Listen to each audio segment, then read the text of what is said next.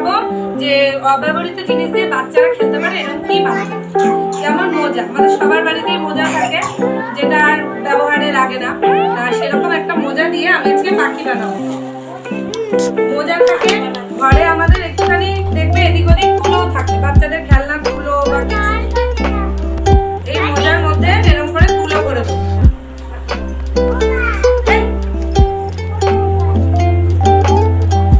মোজার মধ্যে তুলো ভরবো।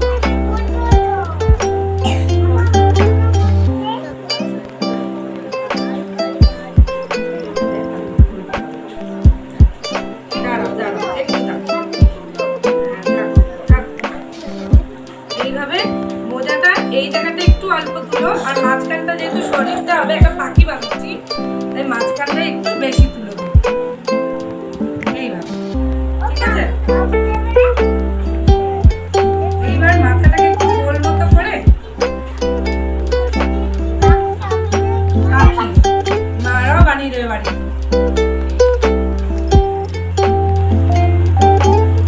এই হলো আমাদের পাখির মাথা, ঠিক আছে?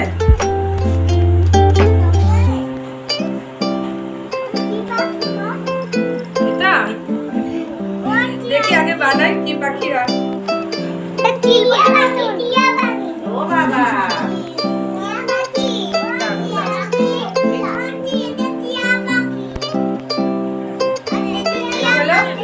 আর আগে থেকে আমি কাগজ কেটে রেখেছি, কাগজ কেটে রেখেছি, দেখো দুটো পাখনা মতো কাগজ কেটে রেখেছি, এই পাখনা দুটোকে লাগিয়ে দেবো।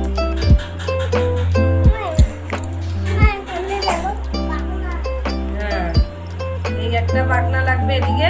পাখি কি দিয়ে ওড়ে? পাখনা দিয়ে ওড়ে না? হ্যাঁ, আর আরেকটা পাখনা লাগবে এদিকে।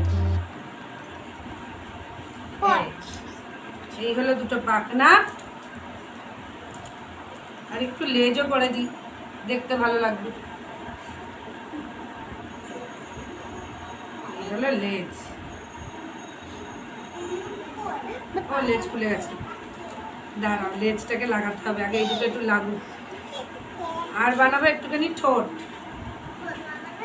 হ্যাঁ, তোমার লাল, তোমার লাল, তারপর যাও গো চলে আবার এসো কাল। এই হলো পাখির ঠোঁট, ঠিক আছে?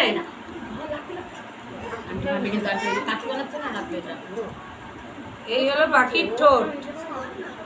হ্যাঁ, আর কি দেবো? আর দেবো পাখির দুটো চোখ, তাই তো? পাখি দেখতে হবে তো।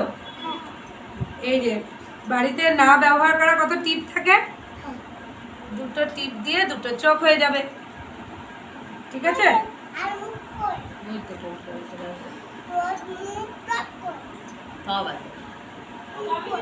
এই যে এই হলো আমাদের পাখি। ও পাখির লেজটা খুলে গেছে না? তুমি যদি ফটো তুলতে হও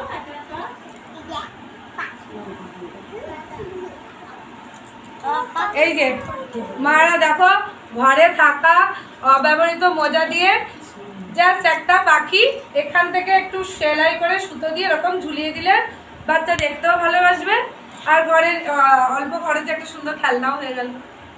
সবাই হাততালি দাও। আজকে এই পর্যন্ত।